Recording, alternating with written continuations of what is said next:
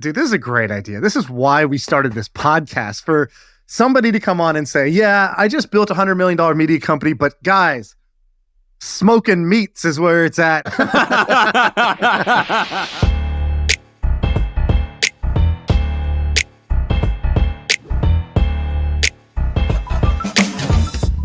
What's up? We got the three amigos of newsletters. The short story of Austin is out of college, create Morning Brew, sold it for, I think I read 75 million. So you don't have to correct me if I'm wrong, but 75 million bucks. You still run it, hundreds of employees. Amazing. You have a doc here of a bunch of topics. Yeah, someone sent me this deck like last week, and I was going to text Sam about this. I was like, you know what? Let me wait for the pod to talk to you guys about this. This is I feel like a My First Million special. So I've been super excited about a bunch of these post-COVID, get out of your house, do exciting things. That's not go to a bar and just drink. I think that's pretty boring. And there are a bunch of these in New York. I don't know if they have where you guys live, but they have ping pong bars and pool bars, and they get more and more out there. And I was tweeting about this, and some guy sent me a deck. He goes, I got something interesting for you. So if you have your computer up, look up Bingo Loco, right? This guy sends me this deck for bingo. I'm like, well, what the hell is this, right? Bingo Loco.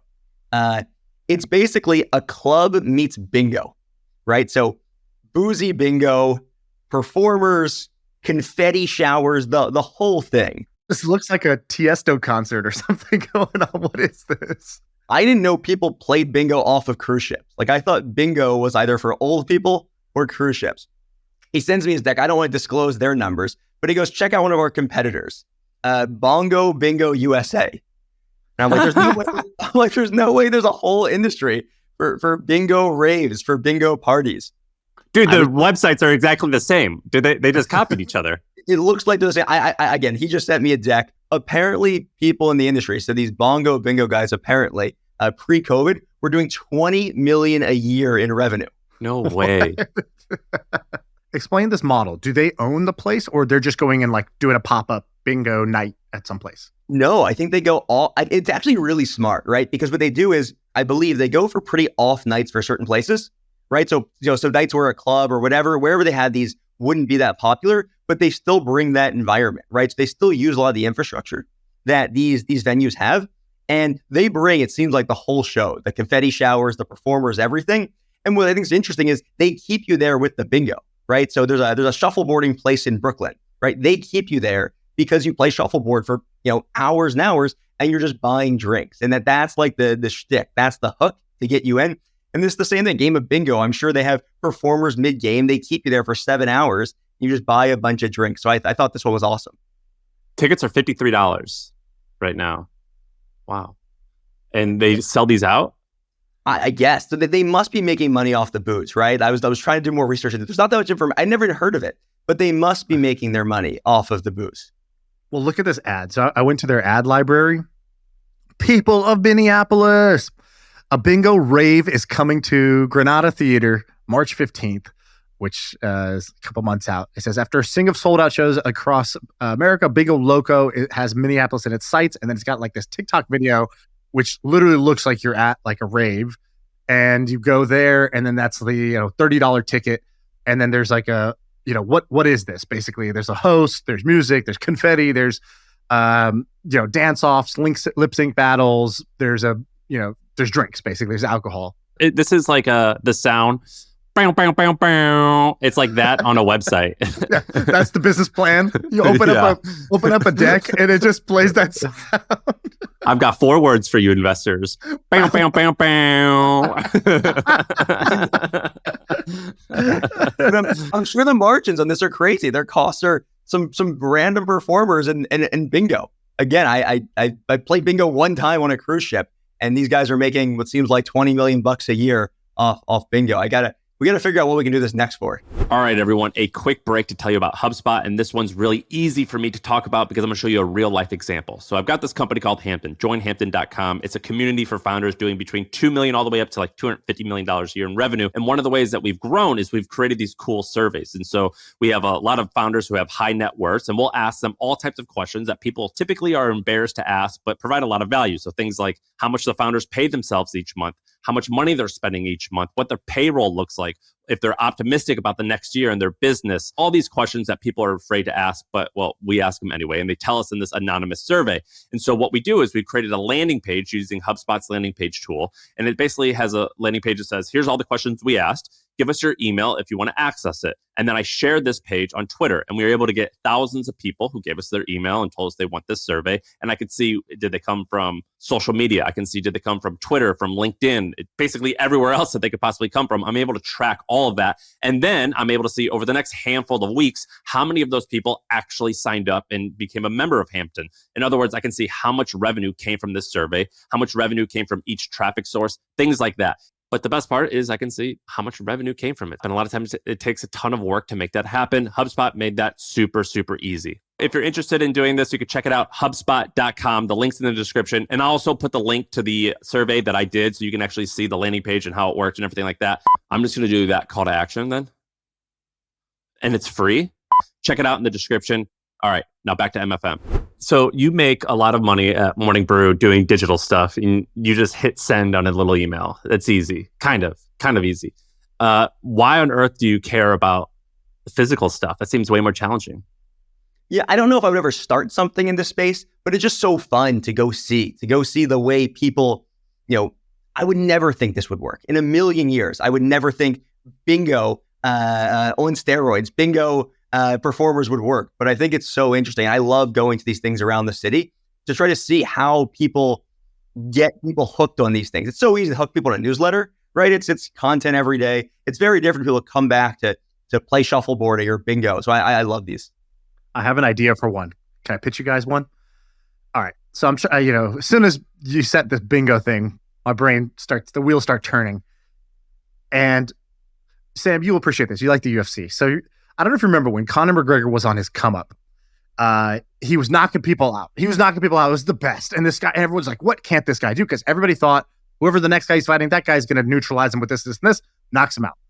And I remember watching one ex-UFC fighter. He was doing like an analysis, and he's like, I'm watching Conor. He does all this spinning shit, and he does this. He's like, I think it's all smoke and mirrors. He goes, I think everything is just a distraction because he's trying to land the left hand. And he's like, that's all this stuff he's throwing. He doesn't care what happens with it. He's just trying to hit you with the left hand. To me, this is the same business model. Like the bingo, it's like, oh, you hear about that bingo business? No. You hear about that alcohol business that uses bingo to get you to the bar? So similarly, we got to figure out what's going to get people to the bar and get them drinking. And so here's my idea. I've always wanted to enter one of those eating contests. I don't know if you guys have ever done one. I've never actually done it, but like those places where it's like, if you can eat this pizza, it's free. And like, I've always wanted to actually go do it. But there's always like this problem where it's like you have to pay $75 to like buy the huge pizza. It might be free, but whatever. I would love if somebody turned this into like, if I was in college, I would have been all over this. If it was like, it's the contest is who can eat the biggest, who can eat the most hot dogs or the biggest pizza, who can finish it the fastest. And you can go enter, and you have to bring friends to be kind of your cheering section. They're all rowdy and drinking and cheering you on. It's free to play because the pizza's not that expensive, but you're going to fill up the bar with like, hundreds of people who are in the mood to kind of like binge and go extreme, because that's kind of the theme of the night in a way. It's like sports meets binge eating. Well, what's the best thing that goes with both those things? Binge drinking. Who's with me? The only thing you can add is a little bit of gambling. You need to have people gamble. Oh. Right? This is like gamble. It's like gambling, right? It's Vegas meets a party. So just add some betting. Beautiful yes and there. Oh, so I don't know if you've been doing some improv, but that was a beautiful yes and. I really appreciate that one. Good riff. I follow this guy on YouTube. He's called Beer Meets Food, and looks like he has 3.6 million subscribers. Have you guys seen this guy? He just goes to small restaurants in England that they have like, you get this free if you eat it. He eats roughly 10,000 calories in each of the challenges, and he nails all of them. Like one time he ate I think it was 5 pounds of chocolate. Have you seen this, Shaan? This guy's channel? It's the craziest channel I've ever seen, and I watch all of his videos. It's one of the few YouTube channels I subscribe to. This guy needs to launch your food challenge gambling business. And there's actually a bunch of these Instagrammers that you could do this with. So, there's that guy who eats the raw meat. I think he's called Raw Meat Experiment. Read his bio, Shaan. His bio is great. So 142,000 followers. He goes, eating raw meat every day until I die from bacteria. Then it says, line 2, seeing if I live for 5 days or 500 years. And literally, he'll just take like a chunk of ground beef and he just sits outside of a Whole Foods. He buys the ground beef and he just eats it raw, or he'll just get a chicken breast uncooked and he'll just chew it like it's a, I don't know, like a Slim Jim or something like that. And I feel like there's so many Instagram food mukbang, like different variations of this. Like there's a lot of YouTubers that do this where they order just an insane amount of food, watch me eat. And it is entertaining to do. I could feel like you could get them to be like kind of guest host promotional to do these pop-ups. I used to, when I moved to San Francisco, I didn't have a lot, and I had like a part-time job, and I worked for this guy, Joe Garvey. He had a company called Clash. It stood for California League of Adventure Scavenger Hunt or something like that. It was called Clash SF, and he was making 7 figures a year, and we would host these citywide scavenger hunts. And they were the best. It was so fun. And I got to see some of the like economics of like some of these in-person stuff. And I was actually pretty shocked at how great some of these could be. It was a lot of work. And then we have another friend, Nick Gray. Did you know, Shaan, that Nick Gray had a business called Museum Hack? And he eventually sold it. And it was doing many, many millions in revenue. And the way the business worked, where it was, he eventually, or at first it was just like guerrilla, where he would like go to, I think it was the Met in New York. It's a free museum, and people would pay $50, and he would give them a tour of the museum, and he would explain the art. And then eventually he hired lots of theater kids to lead these tours, and he had them set up in a variety of museums throughout the country. And eventually he had a partnership after they like kicked him out a bunch of times. And he said that business was awesome. Dude, I love the way he described it too. He uses the phrase renegade museum tours. I just thought that was just a great way to pitch it. He's like, my first business, I hosted renegade museum tours. And he doesn't really explain what it is, but you try to put it all together. And the word renegade, I feel like, is underutilized, underhyped word. I think I'm going to try to bring that back into my everyday vocabulary. I think Time Out made him the number one thing to do in New York. And I think that's what blew him up, right? He blew up. And then of course, he went B2B, because that's where the money and all this stuff is, right? Selling it. You sell it to consumer for $50. You sell a morning brew for $20,000, and our HR team just signs off and approves it. Austin, last time you were here, I think we talked about like the creator economy. And I'm almost certain all three of us were like, this is going to fizzle out. And has your opinion changed? And I know like some things have happened in like the news or the media world that has got you excited. Tell me about that. Yeah, I think last time we spoke, I remember we were all talking and we're like, what's the next Milk Road for, right? Milk Road for X. We were all talking about that. And we're like, oh, AI is popping off. Someone should launch the Milk Road for AI. Milk Road for X. That just got Shaan all he's all hot, man. You're speaking to him perfectly. Austin got on the call, called me skinny, and now he said Milk Road for X instead of Morning Brew or Hustle for X. And this guy's a charmer. I love it. Just trying to hype you up, Shaan. I mean, look, but there was 10,000. I mean, there's beehives growing off the backs of Milk Road for AI. And I think the problem with these businesses are their content's not very good. They've all grown with these crazy growth hacks, which is great for the newsletter ecosystem as a whole, but it's not sustainable. I think there's no more alpha in the newsletter game. Everyone talks about everything. And I think Beehive did for newsletters what Shopify did for e-commerce, right? E-commerce stores started and people got super pumped. They're like, investors invested it away and then all these businesses, because they're like, oh, Shopify makes it so easy to start an e-com store. And that's awesome. The problem was they made it too easy to start an e-com store, where everyone started e-com stores, where you have to be either the absolute best or you just can't raise a bunch of money, have to be okay with it being like a fine business. But everyone's just pouring in. Again, not a ton of money, but a ton of people just think, oh, if I can just create the Milk Road for marketing, the Milk Road for AI, I'm going to have a Milk Road-like exit. I don't know what you guys think, but I just don't think these newsletters have a ton of value. Let me ask you a different question. You spent a bunch of time in media now. How long have you been doing this? Like 7, 8 years, something like that? Coming up on 10. Oh my God. Wow. A third of your life you've spent in the media business. I hope you don't spend the next 2/3 of your life on the media business too. If you were going to do something different, where would you go? Let's say media was off the table. What would you do next? Yeah, so I think there are two types of businesses I love. I think one is B2B. I think we've all built businesses where the LTVs are like $15. That's pretty tough. I love selling significant enterprise products. The other one is building into passion audiences. That's, I think, where I'd actually go. So, we went to Camp My First Million last year, and we met that guy. I think his name was Al, who's building for quilters. Al Doan. Yeah. I think he does hundreds of millions of revenue. So I think I want to find a niche there, figure out, what is a weird niche. And so the one I've been spending a lot of time researching, I almost did something here. I ended up not doing it, is meat smoking. I am obsessed with my Traeger, right? Dude, how do you use a Traeger? You live in an apartment in New York, like on your balcony? Yeah, I live on the first floor, so I have access to the common space. So I don't meat smoke. What even is meat smoking? Can you just give me that first? Dude, it's such a pain in the ass. It is such a pain in the ass. Is this called grilling, or it's different than grilling? You cook meat at like 200 degrees for like 10, 12 hours. It's like barbecuing, but 10 hours and no fire, and they use smoke instead. All of my Jewish friends are into this because you guys grew up eating brisket. You got to wait 10 hours to eat?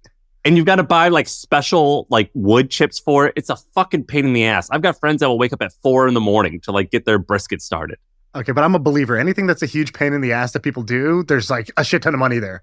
Exactly, right? And so there's a couple big brands in smoking. There's Traeger, right? Traeger's the one I have. And the thing is, to Sam's point, you don't just it's not electricity. You don't just turn it on and it goes. You have to, it's wood pellets, right? You literally smoke wood pellets. And these pellets, Traeger gets you to buy the $1,000, $1,500 smoker, but then also you're spending $50 every time you smoke meats because you're just burning these pellets. And there's a lot of meat smokers, influencers out there. These guys in Nashville, guys in Texas, and literally it's like how to smoke a ribeye, how to smoke a brisket. And they have tens of millions of views. And they're all like kind of sophisticated. They have these rubs that you put in your meats, but none of them are taking big swings, right? None of them are building the Traeger competitor. I want to build the Traeger or the Green Egg competitor, sell the $1,500 product, sell the $50 a month, $100 a month pellets, and build the next Traeger, which I think is a multi-billion-dollar brand.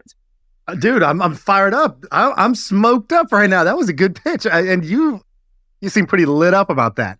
Why did you not do this? This sounds awesome. I've been talking to some meat smoking influencers. I'm working on it. The meat smoking boys. That's what we'll call them. What I like about these guys are they're just so much more down to earth than these New York City influencers. It's not like that the TikTok 22-year-olds. These are people who just love life. They just want to smoke meats, and if they can sell a grill, even better. There's this guy. Have you heard of this guy, Jonathan Moses Katz? No, who's that? So he's a woodworking creator, right? And he's done kind of what I'm saying, but in the woodworking niche. So what this guy has done, he was a big woodworking creator, and he built some tools and it's cool because obviously he's a woodworker, so he can build them himself for his audience. Dude, his site gets so much traffic. This guy kills it, I bet. Crushes it, right?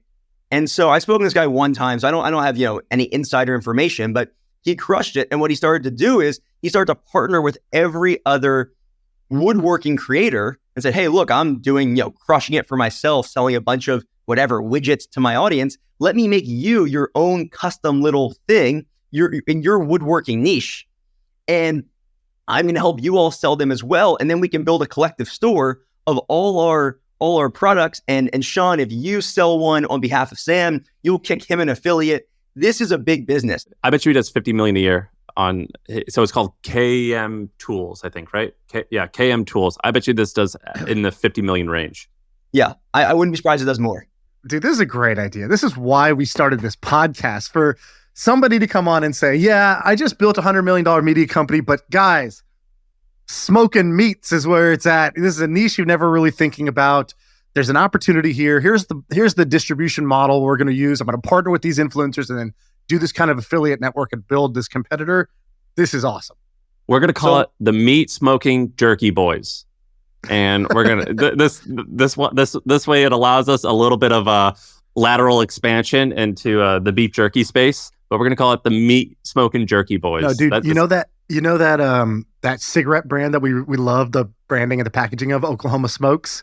Yeah. I feel like you kind of got to do a Oklahoma Smokes or like a Nashville Smokes Club or something like that. Brought to you by the Jerky Boys. And, I think it's all needs to come together into one mega brand. I have not seen this branding. This is awesome. Oklahoma Smokes, we're stealing this. We're buying the company just to steal the branding. Dude, they're so good. Google like some of the most popular towns in Louisiana and just pick one name that like stands out, like Tupelo Meats or something.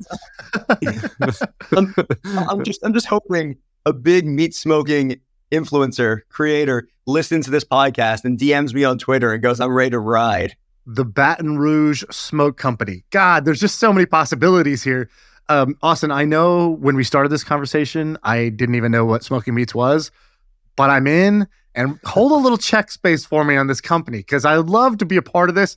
I'm the opposite of an expert advisor here. I'm actually going to be your in-house beginner, and that's how I'm going to add some value to you.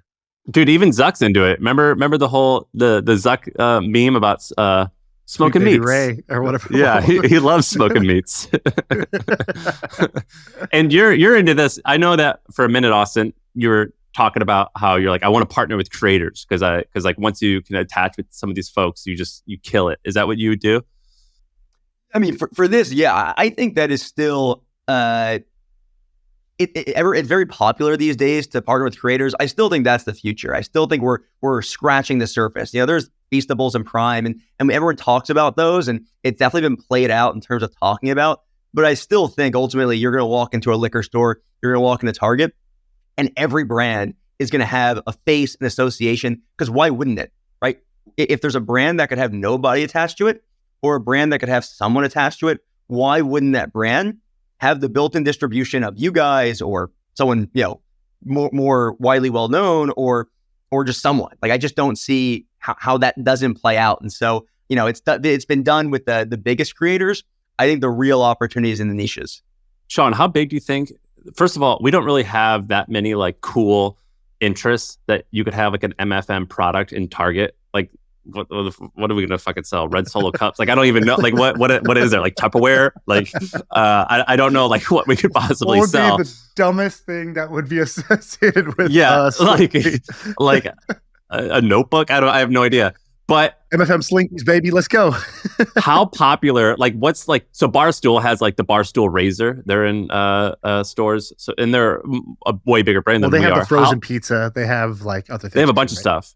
How famous do we have to be, do you think, in order to make a dent into like getting sales at Target? So I don't think that famous if you pick the right product. I actually think we're past the point. Or do you become more famous? Do you get more famous because your shit's in Target? You're like, oh my God, they're actually in Target. I think we're past the point where just fame is going to drive, right? I think that works for a few people, but I think you actually need to have a great product. I think you had them on the pod. Danny Austin and her husband, Jordan? Yeah. Danny's big, but Danny's not as big as some of these other creators, but her brand is worth way more than almost every brand out there because it's actually a product that has a need. It's not, hey, we're going to rip off, one of the biggest brands on the planet. Right. There's a true need. It's a great product. Oh, Sam, we could have done hymns or like the TRT subscriptions or something like that. We should have done hymns. That would have been our move. Have you ever taken it? No. Is it good? I've never taken it either. I've never tried it. Austin, have you? You're younger than we are. Have you done it? No, I have not. All right, guys, we know what we're doing next time we hang out. Yeah. Hymns and doing a podcast. Yeah, we're going to be playing swords. So I think that this is going to be like the new newsletter thing. I think that people looked at Feastables, they looked at Prime, and they looked at Skims, and they're like, creator brand. And every creator's like, I need to do a creator brand. And every like former dropshipper's like, I just need a creator. And then we win. And they're all going to go do this. And then they're all going to wash out. There's obviously going to be a few winners because the difference, right? Like what Logan Paul did with Prime is so different than what most creators do with their product. Like that guy had like actually like a humongous audience, took it everywhere, built the brand sort of like brick by brick. Oh, he's at WrestleMania. Guess what? He's going to fucking hit the guy over the head with a giant bottle of Prime. Or like, there's one, and it was him and KSI, right? So they got two huge creators, two big markets to pair together to go into this industry. Mr. Beast is like, I'm going to do Feastables, but he's not just like, hey, go ahead, guys, go buy my chocolate. He's like, I rebuilt Willy Wonka's chocolate factory for $3 million, and that's how I'm going to launch this thing. I'm going to make the product the content. The content is the product. There's no line between the two. And, those worked because the creators really were like actual entrepreneurs and partnered with world-class operators to pull them off, right? Like we talked about the guys behind Prime. Those guys are monsters, right? Like those guys are in their 20s and mega billionaires for a reason, have built multiple beverage brands for a reason. The guy who built Conor McGregor's whiskey brand was also the guy who did like whatever 2 other alcohol brands that were multi-billion-dollar brands, and they partnered with him to do Proper 12. So, and same thing, Conor is like mega famous and went all the way with the promotion versus other people may not. I think the Danny Austin story is good because it was like her real story was like postpartum. I was losing hair. I was ashamed of it. I bought wigs for the last year. I've been wearing wigs while I've been an influencer, but instead I really wanted to find a product that would work. And here's the product. And here's my before and after. And it's like, that's like the perfect combination of things. You have high margin product. You have repeat purchase because people are going to they have to keep applying the thing. You have a visual before and after, and you have a true story around the creators, like actual need versus just like a nice to have. And, that is like that's the Yahtzee of putting these together. Most people are not going to be able to do that. Yeah, but Austin, you could do it. You got that operator gene. You could be one of these nerds. Well, the thing is, we're all doing it in the B2B space, right? So what we're doing is like, okay, we have 1/100th the audience of a Mr. Beast or a Logan Paul. Cool. So we need to sell a product that's 100 times more expensive than a bottle of Prime, right? He sells his for $4 or whatever. We're trying to sell products that cost $4,000 or $40,000 or $400,000 a year by doing B2B software, right? That's why HubSpot did it with us. And I think this is the other thing. Like, Austin, you did a thread that was like, this is the new thing, but it's like, dude, people have been doing celebrity endorsements forever. The difference is that now the celebrities own equity. I'm like, oh yeah, people can do this. Wait a minute. We did it. That's us. Yeah, exactly. That's good for their brand, right? Like to help them sell a product that's worth thousands of dollars, right? It would be smart of us to do that, not the MFM, whatever, like Target brand nail clippers. Lego like, set. Yeah, exactly. Adult Legos. Yeah. And Sam, I think really that is you in Hampton. Like you really are. I mean, it's a what, $8,000 product. Like I think that is the perfect example. You may not be Tony Robbins, right? You may not be Gary Vee, right? Maybe they're the equivalent of like the Logan Paul in B2B, but you found a great product and it makes a lot of sense for your brand and your audience. And so I think it's a home run. Yeah, keep shilling. Speaking of Tony Robbins, Austin, this episode's going to come out right after the episode with Tony Robbins. So yeah, which is good for Austin, I think. That's good for Austin. You. No, I mean, maybe, but I meant to start with this actually. So maybe we'll cut this and put it at the beginning. But when you start not to shill Hampton again, I hate to do this, but when you start a Hampton session with your group, you air grievances, right? Everyone says, can you be honest with everyone? Can you really have a good dialogue and discussion? Or is there anything you need to get out in the open? Well, clearly we could, because I didn't say this, but I do need to tell everyone that Monday, you and I were supposed to talk. Like 1 o'clock, Shaan's like, I'm gonna call you, Austin. I'm gonna give you a call. 1 o'clock comes by, no call. 2 o'clock comes by, no call. So I text him like, Shaan, what's going on? You're like, oh, I'm prepping for the big guest. You're texting me, thanks for the call, which is even better.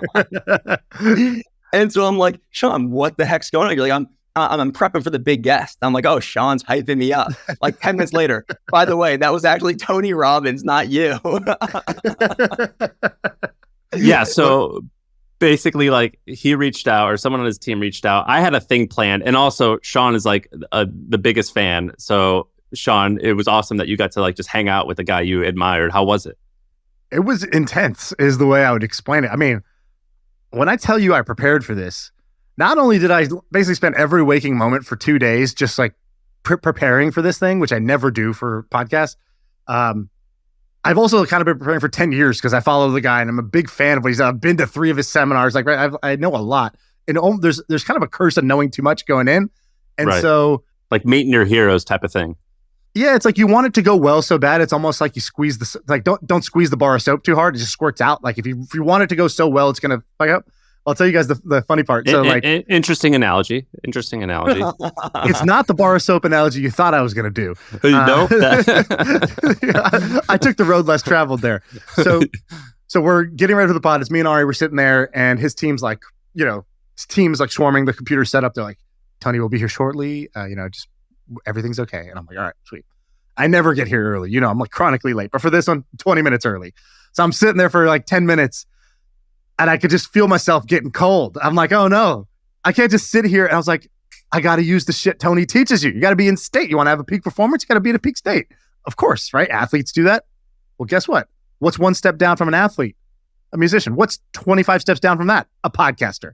And so I got up and I start doing my like Tony Robbins power move where I'm basically doing this like really dorky like mid back stretch to like, unlock my fucking chakras or something like that, try to get some energy flowing. And then I just hear, hello. And it's Tony Robbins. And I like rush back to my desk. I'm like, oh, hey. Yeah, sorry. You're just staring at my chair there as I was doing like, Tony Robbins stretches in the corner trying to get hype for this. He just hears like off screen Shaan saying like, I'm the man. Who's the man? I'm the man. I'm the man. Even better. I'm visualizing. Thanks, Tony. I had a good time too. Oh, you want my number? Let me get it for you. I'm working backwards from the desired end state, just like you teaches me. But he hears it off camera. And it went well? I'm not going to give away too much, but let me just say this. Tears were shed and they weren't mine. And if there's one mark of a successful Tony, like life accomplishment, I wouldn't say he cried, wouldn't say, but he, teared up. And so, I thought that was a good thing, but it's really hard to interview somebody who is a stage performer. Like Sam, you must feel like this sometimes when I'm just monologuing, like right now. He's like a next level at that. And it's all good stuff, but it's like, it's like you poke the thing and an avalanche comes out. Were you ever like, all right, Tony, shut the fuck up. Let me ask my next question. So, you just gotta like alpha and we only a had little bit. 45 minutes. They were like you got 45 minutes with Tony. And I was like, 45 minutes? Jeez, this guy does 9-hour-a-day seminars for 4 days straight. Like, what am I gonna do in 45 minutes? And then I'm like, hey, actually it might be better if we do this in person. I will fly to you tomorrow and I'll be there. And his team was like, no, thanks. You stay over there. We'll do it this way instead. But it was good. I enjoyed it. I do think I'm going to just make a prediction. Austin, sorry to big dog you with the Tony Robbins thing, but I'll give you this compliment. I think people are going to like this episode more because the rapport and also just like the style of stuff we talk about is so like, on point for what this podcast is. Can I ask you a different story though about a big name? Yeah, go ahead. A couple of years ago, you texted us that you were going to dinner with SBF. And at the time, SBF was the next Mark Zuckerberg. SBF was multi-billionaire of the fastest growing private startup, boy genius from MIT who wore like cargo jorts. And we were like, dude, tell us more. And you were like, I can't, got to put away my phone right now. Like, see you later, suckers. I'm going to go have dinner with SBF. Can you now, 2 years later, can you tell us the story? What was it like going to dinner with SBF? Yeah, he's not going to do anything now, right? He's in jail for a long time, I think. So maybe one day I'll get out and I'll listen to this episode. I don't think I've told this story publicly. So I'll tell it. But I have a friend, investor at a big VC, invested in FTX. And this is probably, 2021. So SBF was SBF, right? This is pre him obviously getting caught as being a fraud, but he's at the height of his power. He was, whatever the stat was, the top richest, the richest person under 35 in the world. Oh, the one-liner for anyone who doesn't know who SBF is, Sam Bankman-Fried. He was like the Bernie Madoff of crypto, 31-year-old worth $20 billion, and it all came crashing down. Now he's in prison for fraud. Okay, go ahead. Great. Thanks for the background. It's going to make me look really good. So I didn't know that much about him, though. Like, I didn't do any research. I'd heard him talk a couple times, but I didn't know any of the stories. And so my friend's like, free trip to the Bahamas. I'm like, I'm in. It's for his birthday. So we show up, and I've been to nice places, right? I've stayed at the Ritz-Carlton. I've stayed all these nice places. And so I thought I knew where the rich and famous live.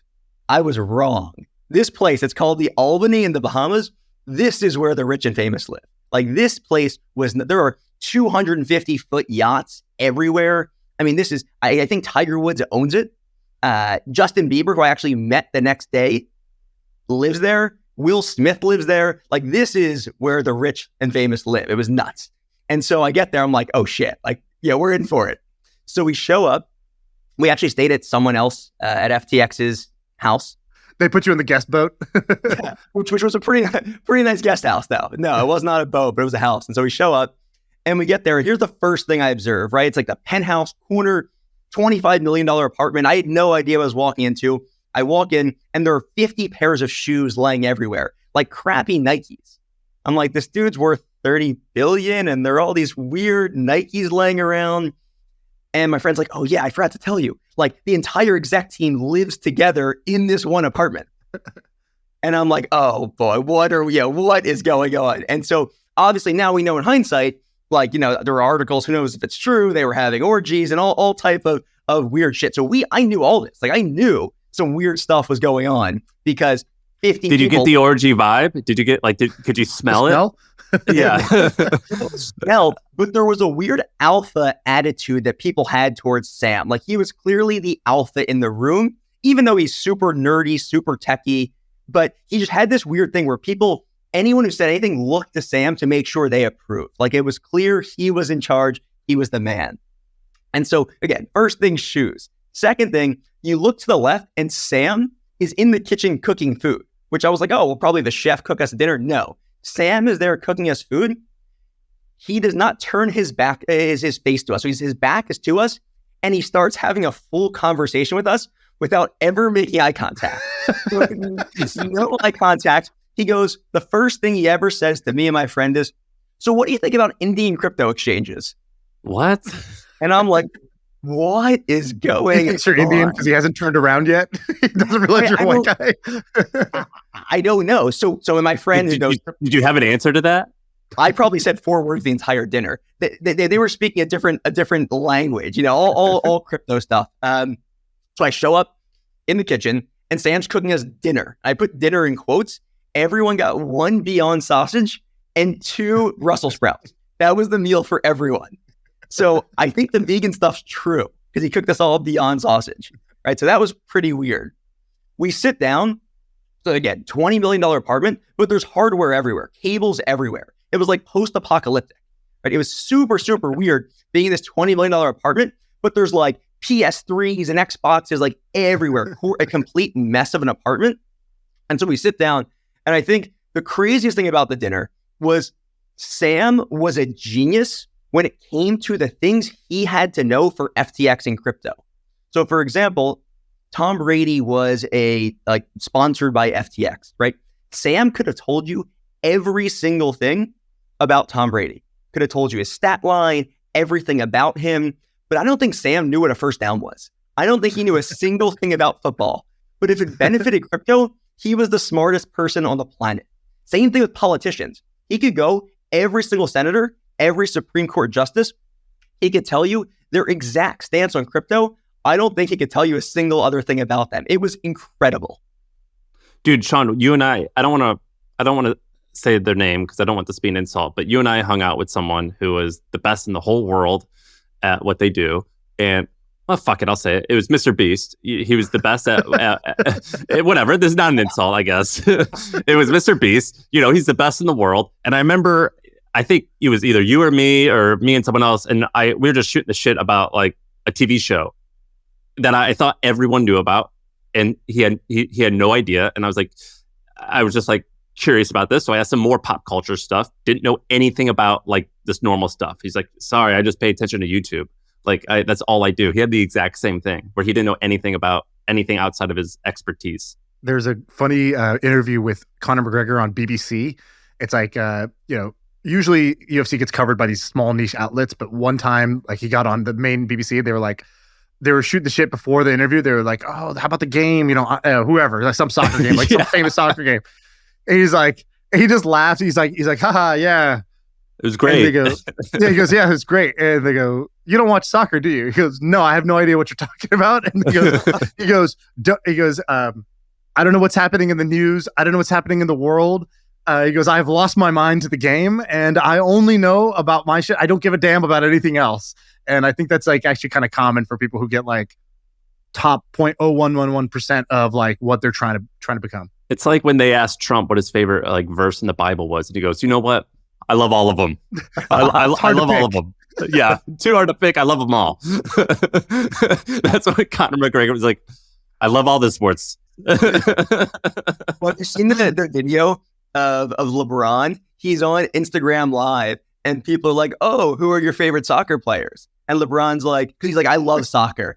No, they asked him about the team he owns. They were like, "Who are your favorite PSG players or whatever?" And he's like, he owns the team, and he's like, he names one, and he's like, such as, I mean, so and so forth. There are so many. It's like, et cetera, such as. Yeah, you only use the middle words of a sentence. You didn't say the subject. Did you get fraud vibes when you were there, or were you also tricked? I mean, I was totally enamored. Because the perception at the Albany, like there was a buzz. We took a cab to the Albany, and the guy's like, "Oh, you're going to, like the Albany. That's where FTX is headquartered." We're like, "Oh yeah," we're going to see Sam, and everyone's like, "Oh my god!"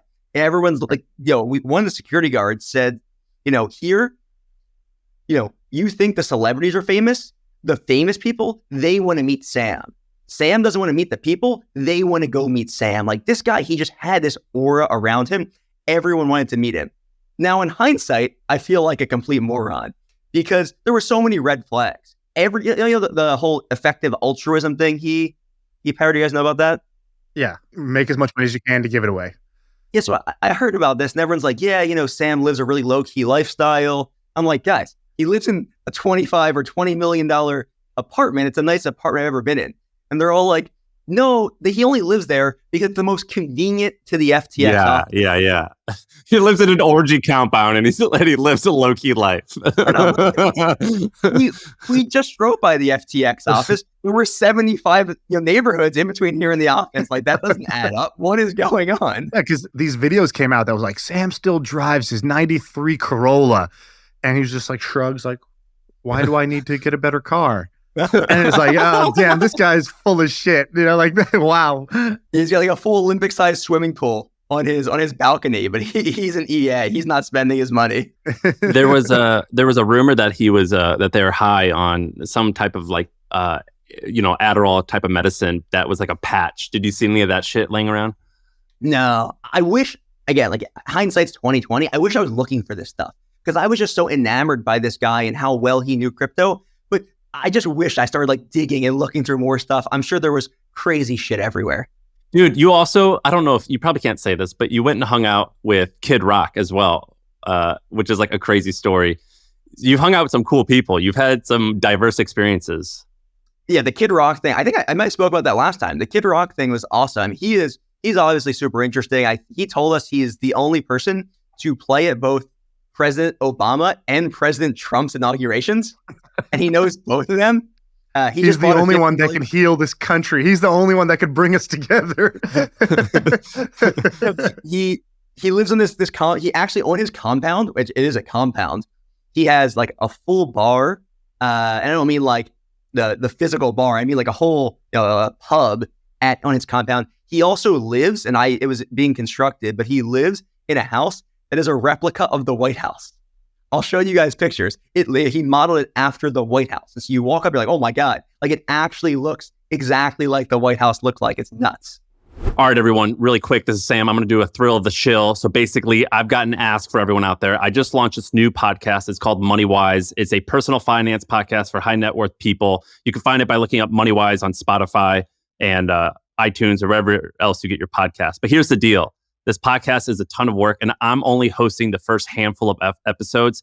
I need someone to be the host of this podcast. I have a feeling it's going to be pretty big, and it's going to be great for whoever hosts it, but I need help hosting it. I don't want to do all the work. Our first episode, you can find it on all those platforms. It's pretty great, I think. It's with the guy who sold his company for $200 million, and we get to hear like how he breaks down his net worth, how much he spends each month, all this transparent money stuff. That's pretty interesting.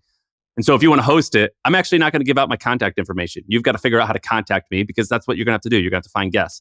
So contact me and let me know if you want to be the host of this and send me something that is impressive that shows that you have what it takes. All right, back to the show. Awesome. Did you ever hear the story Cody Ko told on our pod about when he went to Elon Musk's house for a party? No. It's so funny. Yeah, it's a very short story, but I find it hilarious, even though it's not meant to be a funny story. He's just telling what happened. But the whole idea is so funny to me. So he's like, yeah, I was hanging out with, so Cody's like, LA YouTuber, cool guy, also makes some music. So I think they were hanging out with Post Malone.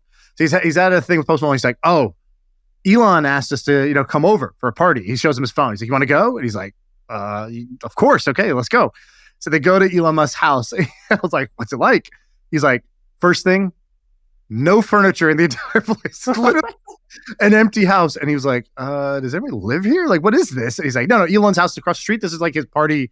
He hosts people here. He lives over there. I was like, oh, naturally. Okay. This is a stupid question by me. Dumb. All right. I won't ask him questions. He's like, so we're just sitting there. And he's like, it's like a fire. And they're just kind of like eating, eating marshmallows or whatever the fuck. And he's like, it got kind of late. People are doing their own thing. And he's like, all right, I'm just going to go. I'm just going to kind of dip out of here. This is like, it's late. This was weird. And he's like, so he's trying to leave. He doesn't know his way out of the house. So he's like trying to get out. He turns the corner and it's just Elon making out with Grimes. And so he just turns and he opens this door and he's like, dude, I thought I was just going to open this door and there's just a rocket. And they're like, get in. There's no time. He's like, I just wanted to leave so bad. You guys read the Elon book? I didn't read it. I'm kind of over Elon. Shaan and I are both over him hardcore, but I don't want to read that book because it sounds so stressful. Yeah, I just finished it. I read it over the holidays, and it definitely gives you a different lens into Elon Musk. You really see the full spectrum of who he is as a person. And I think people try to draw inspiration from Elon, and I think you can in little bits and pieces. But to me, my big takeaway from the whole book was like, Elon is hardcore. Like, that is the one word he uses, and like, that is who he is. He's hardcore, he's extreme. I don't think you can be like 70% Elon and be successful. Like, he just has no regard for any person he works with. He's basically fired everyone he works with, right? He treats his family like shit. He's scarred from issues with his dad. And my big takeaway was like, Elon is this unique one in a billion, 1 in 10 billion people. And all these people who are inspired, that's great, but don't try to copy him because this guy is to the extreme. And I don't think almost anyone can be as extreme in every facet of life. He doesn't sleep. He doesn't vacation. He has crazy relationships. I mean, obviously that's all public with all, he has so many kids, but everything's extreme. Every single thing he does is to the as extreme as you can possibly do it. It's incredible. You should read the book. Dude, I just don't want my blood pressure to rise reading that. Like, just hearing you talk about this, because on one hand, I'm like, when I hear about him, I'm like, oh, I'm soft. I should step it up. And then on the other hand, I'm like, his life sucks. I do not want that. And so there is that whole, you can't be like him and be 70%. Have I told you my David Goggins point? I think that's what applies here. Which is what?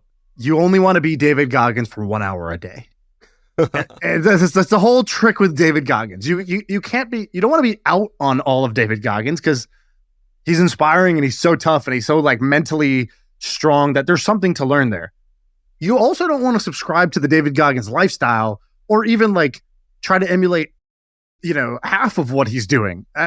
You just want for 1 hour a day when you're working out to just shift into David Goggins gear for that 1 hour and then never touch it again. Like, I don't know if you saw this post that was, so David Goggins is engaged and his fiance. Fucking insane. It sounds like an Onion article. I was just gonna say there's this video of her. I didn't even know he's engaged. I don't know how he's in a relationship, first of all, but here's what I actually saw. We're gonna put this on the YouTube, but just like YouTube may delete our account. Are they like, we just got home from dinner or something? First, there's a picture of his toes, which is just like, I don't know if you've ever seen an ex-athlete's toes, but they're like all nasty as hell. This guy, I don't even know what's going on. And he's literally just ripping off his big toenail because he's like, don't need this shit anymore. Like, and then his fiance's like, no, David, please don't. And like, whatever. And he's like, why are his feet so jacked up? Because he's running 100 miles at a time. And so she posts this thing. She's like, yeah, a lot of people think that David only turns it on for the camera. I just want to show you this. He's 2 months out of, 2 weeks off of surgery for his leg where they like broke his leg and fixed it for whatever reason. And, he just came home and was like, I want to run 100 miles tonight. And so she's following him in the car. She's been with him in the car for like 8 hours. She's falling behind at like 5 miles an hour or whatever. And he's just running. He's on, like 3 hour a.m. 7. Yeah, hour 7. It's like, 3 a.m. and he's almost done with 100 miles. I think it said like, we got home from dinner and David just looks at me and goes, I've got to go run 100 miles now. Or like, I got to run a truck. What are they called? Trucks or something like that. I got to go do a truck tonight. I forget what they're called, but like a ruck. So I'm going for a ruck tonight. And I'm at this out of shape. I don't even know what a ruck is, let alone have it's just run like a running ruck. it's running or walking with a backpack on that has weight in it. Okay. So he's doing a 100-mile weighted run. And, then you see that you're like, well, this is fucking stupid. This is not the way to live. Right. That's like the only intelligent response to that is that. And so the trick with David Goggins, you want to be David Goggins for 1 hour a day. The trick with Elon Musk is you only want to be Elon Musk like 15% of the time in your company, right? When you're establishing the vision of like thinking big about what you're doing. He's amazing. You want to channel your inner Elon. When you are, telling a story about your product, the way he demos, Tesla every time and sells hundreds of thousands of cars before they're even ready. People pay money just to wait for the car, right? That's when you want to reserve your thing. Or like when he came into Twitter was like, I'm going to do this really hard thing, hardcore. I'm going to do a sprint. I'm going to sleep in the office. And like, I'm going to make sure everybody knows if you're in this in a hardcore way versus like, dude, Austin, I don't know how you run your company, but I was always on eggshells with my employees. Like, hey, we got to do this tomorrow. But if that's too much, Tuesday's okay, right? Like, yeah. Is that okay with you? I just don't know what the boundaries are versus like Mr. Beast or David Goggins or Elon. These guys have like kind of no sense of boundaries. They're on their mission and you're either all in or you're out. And I think that's pretty cool. And that's the part to steal. Yeah, I think so. I think the thing to steal in particular is that vision, right? Elon starts with the vision and then builds the business model. That's really impressive. I think the way he treats people, the way he, some of the things he says, that could be in the 85% of stuff you leave out. Right. And actually, SBF is kind of the same way. The SBF book kind of highlighted a bunch of things that happened. My friend read the SBF book, and he was like, "I think I'm supposed to hate SBF, because of everything that happened. But reading this book made me like him more. And it wasn't because of the spin. He's like, actually, I found a few things I really respect about what he did. He's like, let's take away the fact that he was taking customer funds to do these things, but like, let's just say he was using the company's money or his own money or whatever, right? Which he was also doing. He just overextended and used the customer funds too. But they were like, the fact that he was like, okay, if I have $100 million, he didn't like feel any fear towards losing it, nor did he feel any attachment to it. He's like, great, let's use the 100 million to pay off Steph Curry, Tom Brady and whoever, because we're going to build the brand that way. And like, go and cut absurd deals in order to pull these things off. Or like, there's that email that leaked of him and the guy in LA where the guy, he's like, I went to this dinner with this guy in LA. He's the most connected person I've ever seen. At this dinner was whoever, like, Nancy Pelosi, Leonardo DiCaprio, and like whatever, 12 other people. He's like, we need to give this guy $200 million to invest in his fund. And I think he'll open all the doors for us after that. Wire him the money now, please. And like, just the ability to throw your weight around is actually pretty badass. And if you take away the fraud stuff, I know other successful people in our life that do this. Andrew Wilkinson does this. He throws his weight around. When he wants something or he like sets his target on someone, a relationship or a business he wants to buy or whatever, he really throws his weight around in a way that I definitely don't. Right? Like Sam, when he wanted to buy The Hustle. Dude, he like, flew me private up to his he's house. Like, he's like, I want to buy this company. Let's talk. And you're like, cool, we can talk on the phone. He's like, no, let's meet in person. You're like, I don't like to fly. And Canada's far away. He's like, my jet will be there tomorrow. Let's go. And, he throws his weight around in a way that I think I am like often either too cheap or too afraid or just don't even think about those options. And I'm learning to steal that part of my game. Have you guys thought about that? Or do you guys think about how you're going to use that? I'm the same way as you. I appreciate it and I'm fearful of it. It's a very scary thing. But when I see it, I get inspired. Yeah, I think it's a conviction play, right? I'm more inspired by, I read the Warren Buffett book, for example, right? And he's more cerebral in the way he does it, but it's the same thing. It's like he sees an opportunity and he's not dipping his toe in the water. He's not a diversification guy. It's like, oh, Bank of America is going under. I'm going to buy a ton of preferred debt. This is a can't lose bet. And by the way, I'm sitting on however many billions of dollars on my balance sheet. So I'm going to own 10% of Bank of America. And so I love when people have conviction and they just say, you know what, this is it. I'm taking all the chips, all the social capital, everything I've made, and I'm doubling down on this. Dude, your chips on the table moment right now is just praying Bill Ackman doesn't crush your company. Because Morning Brew is taking owned your by chips and running away, hiding under the table, actually. Speaking of throwing your weight around, right? That's what he's doing right now. He's trying to throw his weight around in a way. I actually don't Morning think it's Brew about... is owned by Business Insider, which is owned by Axel Springer, and Bill Ackman is at war with BI and Axel Springer. Austin, I'd like to hear your response to this. Yeah, what's your official response? You just got to message Bill Ackman to be like, Bill, same team. Like, I'm all right. Yeah, I'll save my response for the private group chats. I think that I think you don't want to be excited to just like plow chips into something because you're naturally going to just kind of make an impulsive wrong decision. But I do think there's a good question, which is, am I throwing my weight around? Right? Like, am I, how much gas versus how much brakes am I applying to the things that I want in my life?